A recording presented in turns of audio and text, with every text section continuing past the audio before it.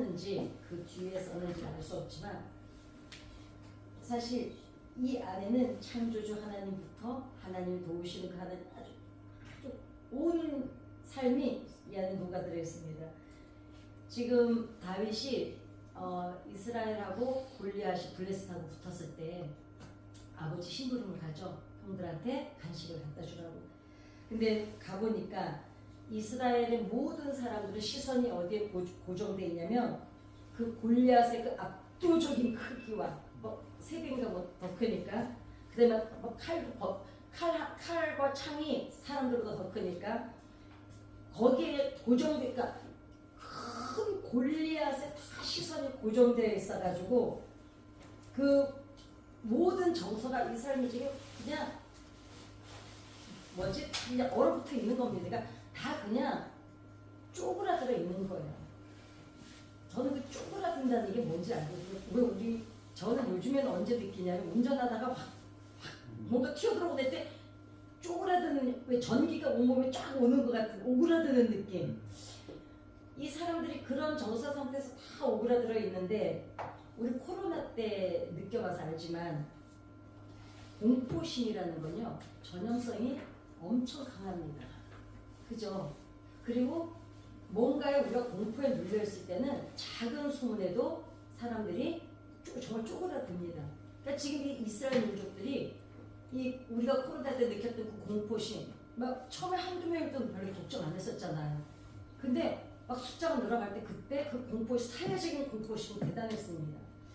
이스라엘 군대 전체를 마비시키는 그 절망의 현장에서 모두 다 두려움을 떨고 있었다 그랬습니다.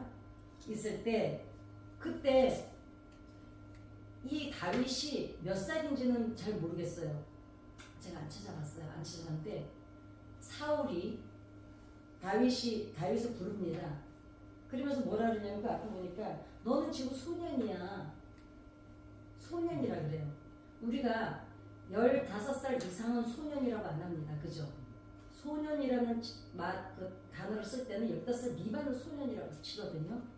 이 다윗을 이 소년, 이 어린애, 어쩌면 어린애였기 때문에 이 질문을 할 수도 있었을지도 모릅니다. 저 할례 받지 않는 블레셋 사람이 누구이기에 살아계신 하나님의 군대를 모욕하는 거냐고 묻습니다. 사람들에게. 그러니까 중요한 거는 이 질문 속에는 그곳에 있는 사람들하고 다윗은 다른 세계관을 갖고 있는 거예요. 생각하는 세계관이. 이럴 수가 있는 게 왜 그러냐면 생각해 보세요. 저는 아이들이 순수할 수 있는 거는 여백이 많아서 그래요. 살아온 날이 짧다 보니까 인생의 도화지가 다 채워지질 않아서 아주 여백이 많아요. 깨끗한 데가. 어른들은 왜 순수하지 못하냐 하면은 너무 많은 것을 겪어봤기 때문에. 그런데 우리가 인생에 겪는 것들이 좋은 일만 겪습니까? 사실 뇌는 좋은 것은 오래 기억하지 않습니다. 기쁨은 10일에서 15일 이상 가지 않습니다. 근데 상처는 어때요? 아주 어렸을 때 내가 제대로 인지하지 못하고 있을 때 받았던 상처까지도 그러니까 나이테에 옹이처럼 박히는 게 상처거든요.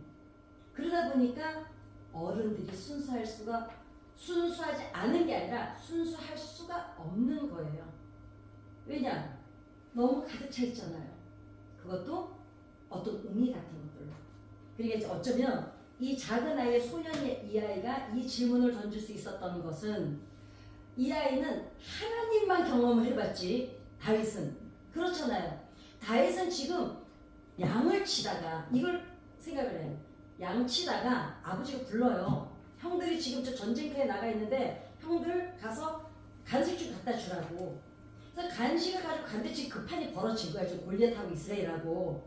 그러니까 다윗은 세상 경험이 없이 그때까지 그 어린아이가 지금 양을 치러 다녔잖아요. 그러니 제가 항상 다윗의 그 이후의 행적을 막 욕하다가도 제가 이때만 생각하면 가슴이 저린 거야. 그냥 그 어린 것이. 엄마는 한 번 안 나오잖아요. 더군다나 막내잖아요. 그러니 그 양을 데리고 얼마나 무섭고 두렵고 외롭고 고독한 시간들이 얼마나 많았겠어요. 양치로 나가면 아침에 나가도 저녁 때 오냐고 또 그것도 아니었잖아요. 그러니 이 아이가 그때 대화할 사람도 없어요. 양들이 말이 소통이 안 되니까. 그러니까 다윗은 오직 누구랑만 얘기했어요? 남들이 보면 예수 안 믿는 사람들이 볼 때는 혼잣말이고 우리가 볼 때는 하나님과 끊임없이 이 어린 게 가슴이 뭉클해지고 이 어린 게 외롭고 고독하고 무섭고 두려울 때마다 그 양들하고 말이 안 통하니 어째요? 하나님한테 계속 질문하는 거예요. 하나님은 다윗을 지켜보고 계시고 사실 다윗이요 그 뒤에 행적들을 보면 왕이 된 뒤에도 잘못한 일 너무 많습니다. 죽을 때도 솔로몬한테요 대부분 근데 그 설교를 지금 제가 준비하고 있는데 대부분 아버지나 부모들이 죽을 때 자기 원수가 있어도 옛날에는 우리 드라마 그런 거 많았어요. 아비의 원수를 갚아다오 뭐 이딴 유언이 많았어요.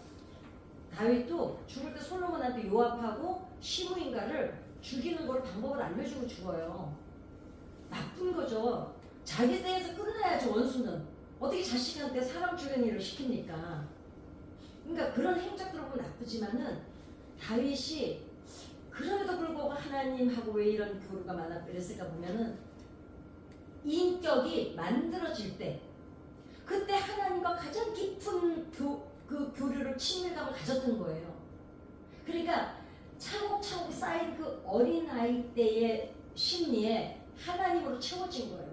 엄마도 채워지지 못했고 아버지도 채워지지 못했고 형제들도 채워지지 않은 그 심리 속에 아이의 심리에 하나님으로 가득 차 있었던 거예요. 그러니까 다윗이 가진 세계관은 다릅니다. 모든 이 다윗이 보는 세계관은 하나님을 중심으로 돌아가는 세계관이었고 이스라엘 민족들은 어때요? 모진 일을 너무 많이 겪어보다 보니까 어른들의 그냥 고생하고 당하고 이렇게 살아. 왜냐하면 사사기를 건너왔잖아요 지금.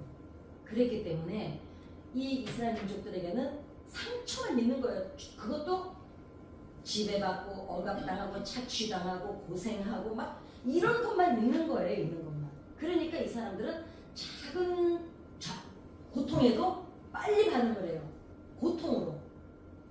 우리가 자동적 사고라 그러거든요. 자동적 사고라는 게 이제 제가 그 얘기 들어요.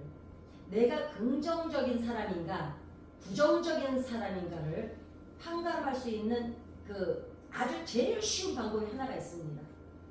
어떤 사건이 딱 터졌을 때 내가 긍정적으로 반응하냐 부정적으로 반응하냐를 보면 내 성향이 어떤지를 알아요. 그걸 자동적 사고라 그러거든요. 확 떠오르는 자동적인 그 생각. 예를 들어서 무슨 일 있으면 예를 들어 물이 이만큼 있어. 물이 반 컵이나 남았네. 이거는 긍정적 자동적 사고죠. 아니 뭐 물 반밖에 안 남은 거야? 이러면 부정적 사고. 그러니까 자동적 사고. 무언가를 접했을 때 제일 먼저 자동적으로 떠오르는 그 사고를 통해서 내가 부정적인 사람인가 긍정적인 사람인가를 알 수가 있습니다. 왜 절로 갔지? 그리고 사람들이 모두가 골리앗을 보고 있을 때 그런다고 이스라엘 민족을 탓할 수는 없어요. 왜냐면 살리 그랬어요. 그냥 뭐 사사기 때 아시잖아요. 얼마나 착취를 해갔는지 밀을 털어야 되는데 낮에 못 털고 밤에 숨어서 털 정도로 기도니 그렇게 착취를 당하니까 이 사람들은 그 시간을 겪어왔기 때문에 긍정적인 사고를 할 수가 없어요. 그러니까 그런데다가 블레셋의 골리앗을 보는 순간에 어떡합니까? 그냥 그 두려움이 배가 되는 거예요. 근데 다윗은 그렇지 않을 수 있었던 긍정적인 그 자동적 사고가 긍정적일 수 있었던 것은 아직 하나님 외에는 경험한 게 없어요. 그쵸? 소년이야. 근데 얘가 사무엘이 갔을 때까지만 봐도 어렸을 때부터 계속 아버지가 형들이 밖으로 내둘렀어요. 애를 갖다가. 그러니까 얘는 하나님 밖에는 아는 게 없어요. 지금 어찌 보면 재산이죠. 그러나 인간적으로 보면 짠하지 어린 걸 세상에 애를 갖다가 소년을 갖다가 그래서 이런 어린 목동에 불과한 아이가 사람들 그 똑같은 사건을 제가 그 프레임 법칙이라고 하잖아요. 똑같은 사건을 A그룹, B그룹으로 보고 있습니다. 한 가지 사건을. 근데 A그룹은 부정적으로 보고 있고 B그룹은 긍정적으로 보는데 다윗은 똑같이 어른들하고 같이 한 사건의 골리앗을 보는데 이 사람들은 공포로 보고 있고 다윗은 하나님의 세계관을 가지고 그 관점으로 보는 거예요. 그러니까 뭐라 그럽니까? 우리도 마찬가지죠. 어떤 사건이 맞닥뜨렸을 때 우리가 어떤 관점으로 반응하느냐가 내 정서상입니다. 그래서 어떤 사건 앞에 내가 부정적으로 보느냐, 긍정적으로 보느냐가 사실은 내 신앙의 어떤 정도를 가늠할 수도 있습니다. 자, 그렇다면 다윗은 어렸을 때부터 전폭적으로 하나님을 의지하는 것보다 더 좋은 게 아무것도 없다는 것 사실을 시편 71편에서도 보면, 그러니까 다윗은 다른 경험이 없어요. 하나님과 그냥 혹시 그 두렵고 무서울 때마다 애가 무서우니까 애들이 겁나고 무서우면 누구 불러요? 엄마가 불러야 되잖아요. 이 다윗은 엄마가 한 번도 안 나와요. 그러니 어떻게 해요? 이 어린애가 그 양들 데리고 사막에서 광야에서 하늘의 별을 보면서 하나님과 대화하고 낮에는 굴러가는 구름을 보면서 하나님, 그 배후 위에 계시는 하나님을, 그 오늘 읽었던 그 얘기가 그 얘기잖아요. 지금 여호와 우리 주여 주의 영광이 하늘을 덮었나이다. 이 애가 그 하늘을 보면서 그 너머에 계시는 하나님을 그 하나님과 교류했던 거예요. 자, 다윗이 타고난 기질이 용기가 있는 게 아니었습니다. 학습된 용기죠. 끊임없이 하나님과 끊임없이 교제하면서 학습된 환경으로부터 만들어진 용기인 거예요. 그래서 오랜 시간 광야에서 어린 아이가 무섭고 두렵고 고독하고 외롭고 쓸쓸하고 홀로 양들을 치면서 깊은 교감을 가졌던 하나님과의 관계 속에서 생겨난 자신감입니다. 담대함. 왜냐? 사람들하고 교감이 별로 없었기 때문에 사람들한테 당해본 적이 없어요. 그러니까 이런 거야. 모르기 때문에 담대할 수도 있었어요. 그쵸? 우리가 사회생활 너무 오래 하다 보면은 또 눈치가 생기잖아요. 얘는 양치는 거밖에, 양치면서 하나님하고밖에 안 해서 요새 말하면 겁대가리가 없어. 가리 커. 겁이 없어. 그래서 목동인 다윗의 일터는 드넓은 광야였고 다윗을 덮어주었던 천장은 밤하늘의 별이었습니다. 하나님이, 그러니까 어린애가 잠들기 전에, 요새 애들은 다 아빠가 막 동화책 읽어주고 그러잖아요. 뭐 이 시대는 그렇지 않았다 치더라도 이 어린 게 양들을 데리고 밤에 모닥불 피워놓고 그 하늘에 누워서 별을 보면서 그 너머에 계신 하나님을 또 기억하면서 어린 것이 그렇게 자란 겁니다. 시편 8편은 바로 그 밤 하늘 아래에 누워서 봤던 하나님의 경이로운 창조의 질서였습니다. 자, 땅에 관심이 많은 사람들은 하나님의 영광을 잘 보지 못하죠. 그렇죠. 땅에 관심이 많은데 하늘에 관심이 많을 수밖에 없죠. 어른들은. 그래서 다윗이 순수할 수 있었던 거는, 다윗은 하늘을 본 시간이 더 많았어요. 그죠? 골리앗을 보면서 겁에 떠는 사람들은 하늘보다는 땅을 더 많이 보고 살아왔습니다. 그러다 보니 이 땅에 일어나는 모든 일들은 우리가 감당할 수 있는 일보다 감당할 수 없는 일들이 훨씬 많이 우리를 두렵게 합니다. 그러니 어른들이 두려울 수밖에, 다윗은 안 두려울 수밖에, 어찌됐거나 그렇습니다. 그러다 보니 그러다 눈앞에 나타나는 현상에만 어른들은 집중해서 생각하고 연구하고 고민하다 보니 우리가 본 것까지만 믿어요. 어른들은 우리가 경험한 것까지가 우리의 상식이야. 그렇죠. 우리가 경험하지 않고 보지 않고 우리가 배우지 않은 지식은 그 이상은 인간은 생각할 수가 없습니다. 사고할 수가 없습니다. 그런데 어떻습니까? 다윗은 과학적, 자연 이런 거를 별을 보고 봤지만 그 별을 본 게 아니었죠. 그 너머에 존재하는 하나님을 본 거예요.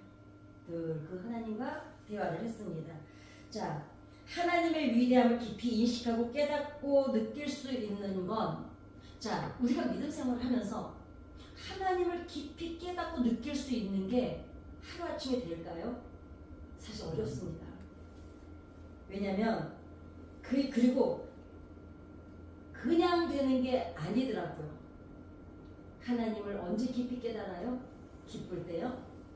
아니요, 기쁠 때는 벙벙 뜨느라 기분이 떠 있어가지고 뭔가 깊이 사고할 수 있는 여유가 없습니다.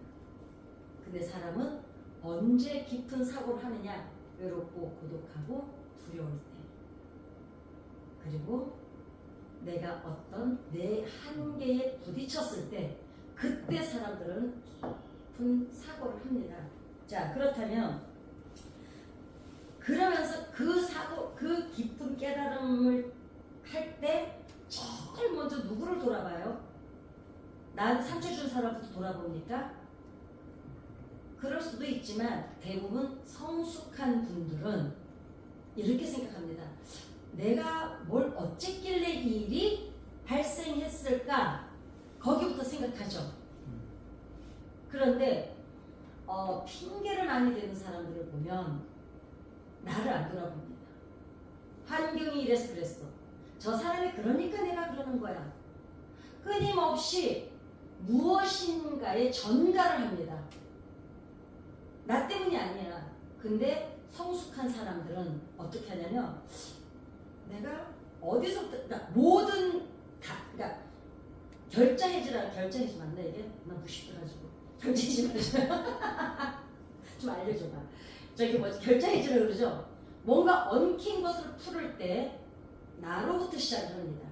그죠? 그런데 나를 직면하기 싫어하는 사람들은 나로부터 시작 안 하죠. 현상부터 시작을 하죠. 물론 그래요. 이 일이 어떻게 일어나는지는 물론 여기부터 현상을 시작해야 되는 건 맞지만, 글쎄 이 일을 내가 대하는 내 관점이 어땠길래 이 일이 맞닥뜨려졌을까로 생각을 합니다. 자, 광야에서 체험한 이 믿음이 어찌됐거나 훗날 골리앗과 맞설 때 싸움의 구도를 완전히 바꾸죠. 다윗이 늘 별 너머에 계신 하나님을 늘 대화하고 살았던 그 세계관을 갖고 있었기 때문에 골리앗을 마주할 때 싸움의 구조가 다릅니다. 이스라엘 민족은 골리앗을 받고 다윗은 골리앗 뒤에 있는 하나님을 본 겁니다. 어른들은 보이는 현상을 보지만 다윗은 현상 너머에 계신 하나님을 본 거예요. 중요한 거는 적어도 예수를 믿는 사람들은 세상을 오래 살았던, 적게 살았던가의 문제가 아니라 어떤 경우든 현상 뒤에 계신 하나님을 봐야 된다는 거죠. 이거를 안 보니까 두려운 거예요. 이 사건 뒤에 하나님을 안 보고 현상만 보니 분노도 일어나고 두려움도 일어나고 절망도 느끼고 이러는 겁니다. 그런데 물론 우리가 인간인데 확 들어오면 차 운전하고 가는데 뭐 확 뛰어들고 엄마 온몸이 그냥 쫙 쪼그라드는 느낌이 들어요. 그러나 곧바로 회복 탄력성, 믿음의 정체성이 분명하면 회복 탄력성이 좋습니다. 빨리 이완을 시키죠. 아 깜짝이야 이러고 이제 안심하고 이제 그럽니다. 자, 그러면 다윗은 자기의 작은 소년이라고 그랬거든요. 자기의 실체, 자기의 어린 나이를 보지 않았고 뭘 봤냐면 하나님 손에 들려진 확고한 믿음의 정체성이 확고했습니다. 이 믿음의 정체성으로부터 오는 믿음의 자존감이 뚜렷했어요. 정체성과 자존감이 확고했다는 거죠. 내가 누구인지를 알았고 나는 누구의 도움과 누구의 사랑을 받고 있다는 거, 나는 그리스도인이라는 정체성, 하나님의 사랑을 받고 있는 하나님의 성전이라는, 나는 아무나 그러니까 내가 존귀하다는 걸 알게 되면 자존감이 뭐예요? 나를 존중하는 마음과 내가 무엇을 잘할 수 있고 무엇을 못할 수 있는 것을 정확히 아는 거거든요. 나에 대해서 정확한 자존감을 갖고 있는 사람. 나는 하나님의 자녀라는 확고한 자존감. 하나님의 은혜 가운데 산다는 믿음의 정체성. 이게 확고할 때 다윗처럼 현상을 보는 게 아니라 지금 내 옆에 일어난 아주 많은 일들이 매일매일 일상에서 일이 일어나잖아요. 누가 와서 건들기도 하고 누구 발에 걸려서 넘어지기도 하고 누구 때문에 마음에 상처받기도 하고 여러 가지가 있습니다. 그런데 그런 그 현상을 보는 게 아니라 이 뒷면을 보죠. 이면을. 우리가 사람도요. 사람 관계 속에서도요. 누군가 나한테 막 상처를 줄 때 아니 나한테 왜 그래? 이렇게 되면 같이 상처받아요. 그런데 아이고 지가 뭐가 힘든 일이 있나 보네. 행복한 사람은 화를 안 낸다 그랬잖아요. 누군가 나한테 화를 내고 있으면 그 사람이 지금 불행하다는 거예요. 그러면은 나 때문에 그 사람이 불행한 게 아니잖아요. 지가 뭔가 힘드니까 자, 이 안에 쓴 물이 가득한데 쏟아 놓는 물도 쓴 물이겠죠. 지가 힘드니까 힘든 게 나오는 거예요. 내가 나한테 그 사람이 쏟아 놓는 게 나라고 생각하니까 화가 나는 거예요. 그런데 관점을 바꿔야겠죠. 저 사람이 지금 나한테 화를 내는 게 아니라 지가 뭐가 힘든가 보다. 이러면 첫째, 내가 화가 안 납니다. 내가 상처를 안 받죠. 나를 지킬 수가 있는 거예요. 그런데 아니 저희가 왜 나만 보면 GR 하세요? 이렇게 되면 그렇게 되면 어떻게 돼요? 내가 상처를 더 받아요. 그러니까 왜 상처를 스스로 받냐고. 그래서 항상 현상을 보지 말고 현상 뒤에 원인을 보려는 거죠. 본질. 자, 다윗은 세상을 듣고 보는 방법이 달랐습니다. 적어도 우리가 예수를 믿잖아요. 그러면 세상 사람들은 눈에 보이는 현상을 가지고 인생을 논합니다. 우리는 어때요? 보이는 현상이 아니라 뒤에 역사하시는 하나님의 역사를 보는 거죠. 그러니까 세상 사람하고 우리가 다른 거예요. 그리고 관점이 달라요. 관점이 다르니까 반응이 달라요. 똑같이 반응하지 않아요. 그러니까 사람들이 그러잖아요. 아니 교회 다니는 사람들은 아니 지금 저렇게 일을 겪고도 뭘 저러고 살지? 저렇게 뭔가 다른 거예요. 왜? 고난을 겪을 때 보면 그 사람의 믿음을, 무게를 볼 수가 있습니다. 세상 사람들이 우리가 축복받아서 간증하는 거는 두 번째예요. 뭘 보냐면 힘들 때 뭘로 이겨내나 무슨 힘으로 살아내라를 봅니다. 그러면서 그 사람들이 기억합니다. 아, 저렇게 살아내는구나. 자, 하나님은 세상 사람, 우리는 언제 영안이 열리느냐? 뒷면을 볼 수 있을 때. 현상을 보지 않고 현상 뒤에 역사하시는 하나님의 역사하심을 볼 때 그때 우리가 영안이 열렸다 그러죠. 네, 세상이 볼 수 없는 것을 찬양도 있잖아요. 세상이 볼 수 없는 것을 우리는 볼 수 있고 세상이 듣지 못하는 소리를 우리는 듣고 있고 세상에 가지지 못하는 희망을, 소망을 우리는 갖고 있는 게 어딥니까? 궁극적으로 천국의 소망을 갖고 있잖아요.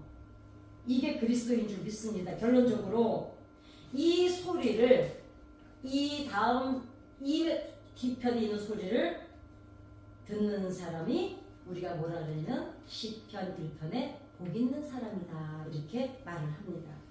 자, 그래서 긍정적인 사고, 그러니까 자동적 사고를 통해서 내가 긍정적인 사람인가 부정적인 사고를 가지고 있는가. 자, 한창 유행했던 말이 있는데 혹시 기억나실 거예요. 요새도 해. 화내면 짓는 거야. 네. 화를 내는 사람들의 정서를 보면 자, 화는 왜 낼까요?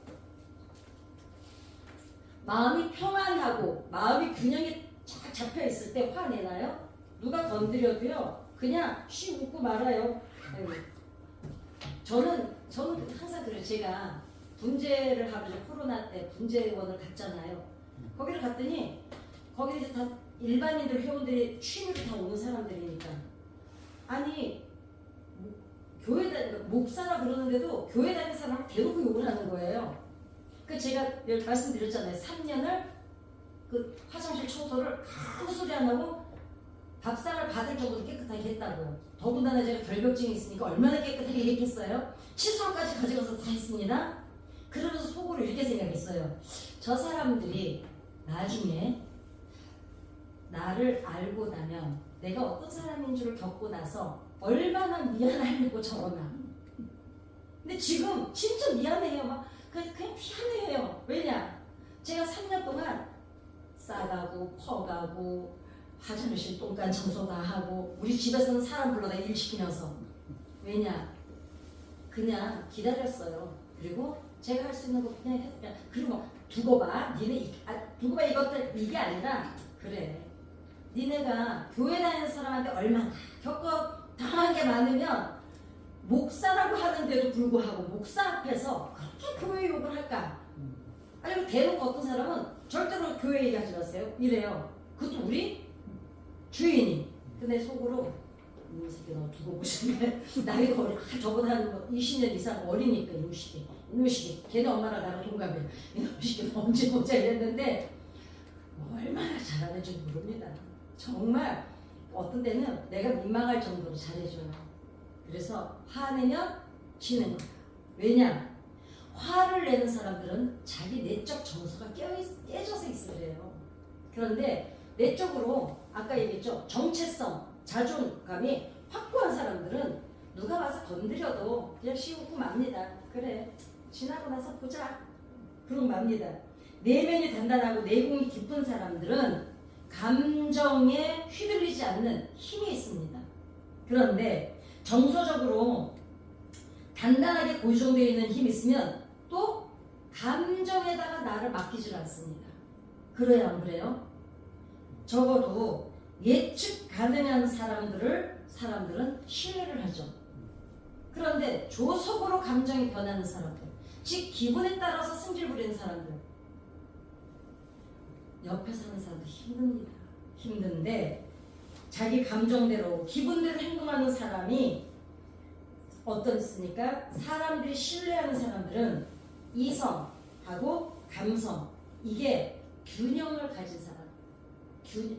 이 균형이 이렇게 좀 이렇게 시소처럼 이렇게 균형이 잡힌 사람들을 우리는 어떻게 합니까? 그런 사람들을 신뢰합니다. 그러면 그렇게 믿음으로 균형이 잡혀 있는 사람들, 그런 사람들은 세상의 골리앗, 우리가 인생을 살아보셔서 아시지만 세상이 결코 만만하지 않았습니다. 그죠? 그 만만하지 않은 세상을 오늘까지 살아내시느라 얼마나 힘드셨습니까? 그럼에도 불구하고 뭘로 견뎌내셨어요? 그 너머에 계신 내 인생에 지금 닥친 이 문제가 아니라 이 문제 뒤에 역사하시는 하나님, 그 하나님이 오늘도 여전히 저와 여러분과 함께 하나님의 역사를 한 페이지 한 페이지 우리와 써가고 계신 거예요.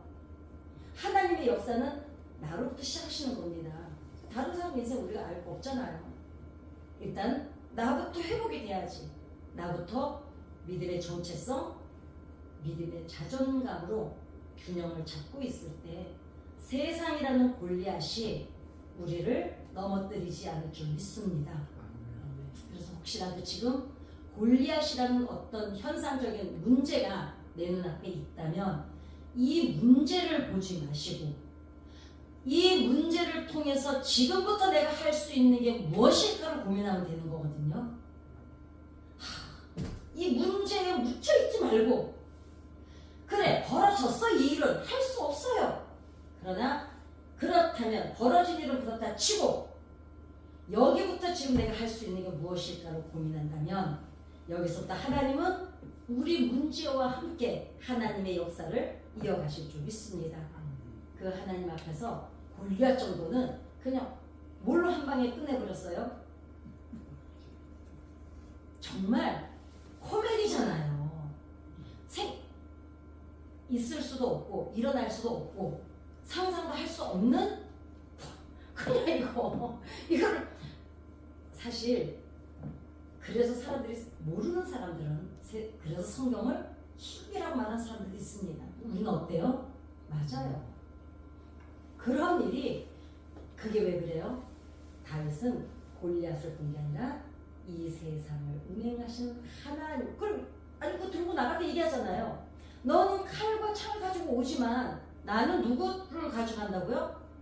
만군의 여호와 이름 하나 갖고 나갔더니 아니 이거 말 같지도 않은 물맷돌 하나 그냥 새총 쐈는데 그게 아니 가다가 어떻게 아니 그것도 투구까지 쓰고 있는데 이게 하나하나 따져보면 한 우리가 들어서 알지만 이런 일이 일어납니다. 어떡할까요? 우리 삶에서도 이런 기적이 반드시 지금까지도 경험하고 살아왔지만 앞으로도 끊임없이 이 기적은 일어나게